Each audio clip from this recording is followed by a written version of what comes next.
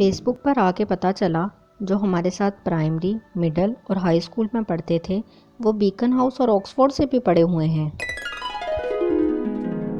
Sir में दर्द हो तो अम्मी को बताते हुए भी डर लगता है क्योंकि कसूरवार तो बेचारा मोबाइल ही निकलता है ना।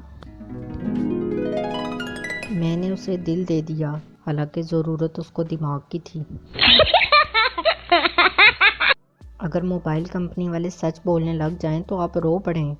जिस नंबर पर आप कॉल कर रहे हैं वो जानबूझकर आपकी कॉल नहीं उठा रहा। एक खातून ने फेसबुक पर पोस्ट लगाई, मेरी सास बीमार है, दुआ कीजिएगा। उसकी सहेली ने कमेंट में पूछा कि दुआ क्या करनी है, ये तो बता दें। वफा ढूंढने निकला था, वाईफाई मिल गया, सो वहीं बैठ गया। पहले लोग बेल बजाकर भाग जाते थे, अब व्हाट्सएप पर मैसेज करके डिलीट कर देते हैं।